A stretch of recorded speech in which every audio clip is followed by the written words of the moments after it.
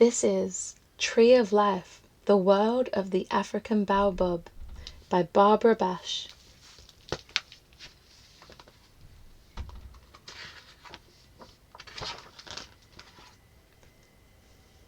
In the oldest times, as the Kung Bushmen of Africa tell the story, the Great Spirit gave each animal a tree to plant.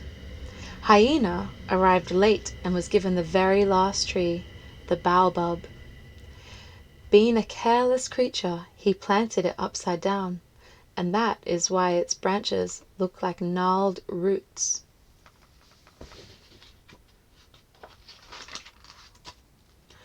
The baobab grows on the dry savannas of Africa. Reaching crookedly into the air, it stands silent and ancient. Many people believe there are no young baobabs, that they spring into being full grown. Perhaps this is because the young, slender trees look so different from the older ones. They begin to thicken and twist after 40 years of growth and can eventually measure up to 40 feet across and 60 feet high. With a lifespan of more than 1,000 years, baobabs outlive nearly everything on Earth. Sour gourd tree, cream of tartar tree, monkey bread tree, the elephant of plants. There are many names for the baobab. The African people also give each old baobab its own special name, beginning with which means mother. For them, the baobab is filled with mystery, and they honor it like an elder.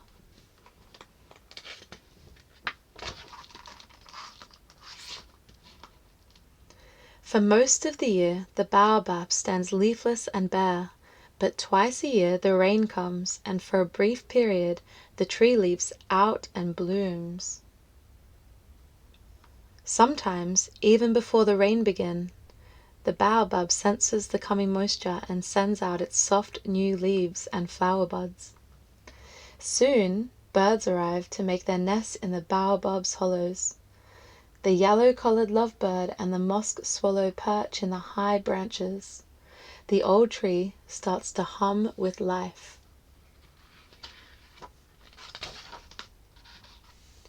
Under the opening leaves, the orange-bellied parrot, lilac-breasted roller, and yellow-billed hornbill also make their homes. Once the yellow-billed hornbill has chosen a hollow in which to lay her eggs, she seals herself inside with mud. Her mate feeds her insects through a tiny slit for more than 6 weeks. Then, when the eggs have hatched and the babies are large, she breaks out of her crowded, protective prison.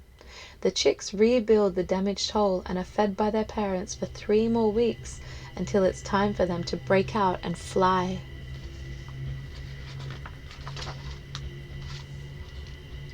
Soon after the rains begin, the baobab is full of activity. Tiny sweat bees build slender tunnels leading to their hives inside the tree. The cotton bollworm eats the baobab wood, while the longhorn beetle, elegant grasshopper, and masonga caterpillar munch the foliage. In the center of the tender leaves, cotton stainer bugs, flea beetles, and long-tailed mealybugs cluster and chew. At twilight, the large white flowers begin to open.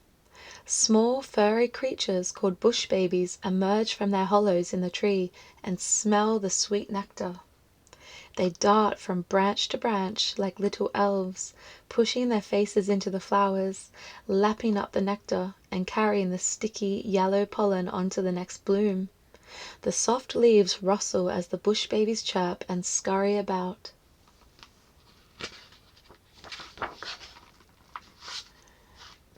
Deep in the night, the fruit bats arrive to drink the flower nectar too.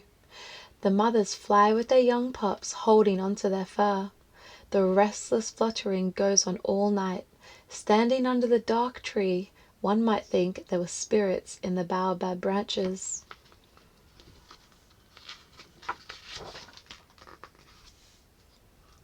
In the morning, the flowers that opened the night before have fallen to the ground, and a pair of eland comes to lap up the soft petals.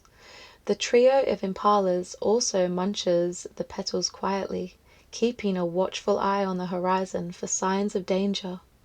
No one seems to notice the tiny dik-dik that hides in the lush grass nearby. In the distance, a lone giraffe reaches for the baobab's tender leaves.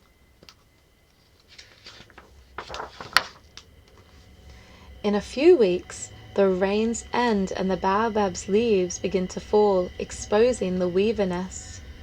The male red-headed weaver has been weaving a hanging nest with a long entrance spout at the end of a branch, while the buffalo weaver has built a spiky clump of twigs. Both nests protect the bird's eggs from dangerous snakes. When the nests are complete, the male weavers attract females to the new homes they've built. But if the females don't like the nests, the males must start all over again.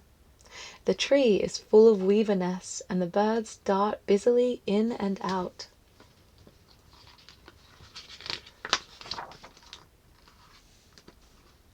When all the leaves have fallen, the fruit begins to develop. Soon, hundreds of big melon shapes hang from the bare branches. Before long, a family of baboons arrives to feast on the fresh fruit. They spend the whole day in the baobab, cracking open the hard velvety shells and scooping out the sweet pulp of all the fruit they can reach. Seeds fall to the ground as the baboons scamper and chortle.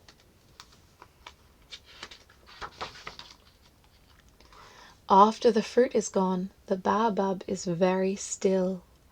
A boomslang snake drapes its long body over a gnarled branch and waits. A praying mantis turns its head, its large eyes ever watchful.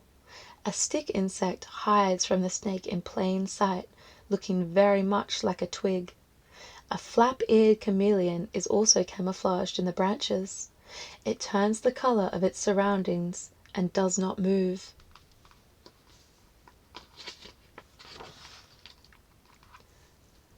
Sometimes the stillness is broken by the call of the honey-guide bird, ajay, jay, jay, jay, and the voices of tribesmen who follow close behind. The bird dips and swoops, flashing its white tail feathers until it gets close to a hive in the baobab.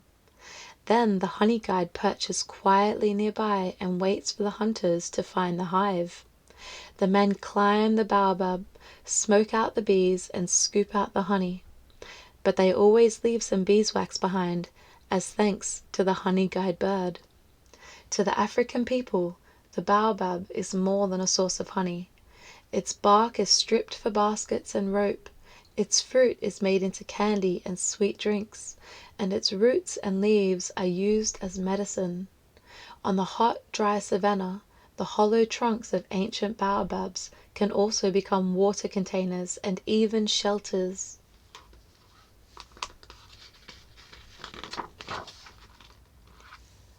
At the end of the long dry season, the thirsty elephants arrive and begin to eat the baobab bark, extracting juices from the soft fiber.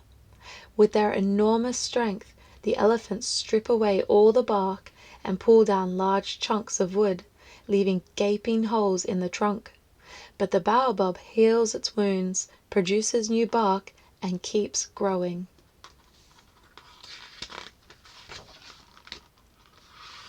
Finally, after many, many years, the old baobab dies. Perhaps too many elephants have chewed the wood and weakened its structure, or insects have broken down its inner core. One day it collapses in on itself, a melted heap of ruins. Over time, only a soft mound of powdery fragments is left.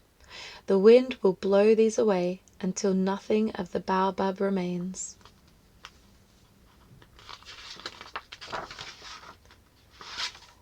In the sky, the clouds begin to build for the coming rains. Near the dust of the dead tree, a baobab seed has sprouted. It is all alone on the wide savanna. Now, the story of the baobab begins all over again. And that is the end of Tree of Life, The World of the African Baobab by Barbara Bash.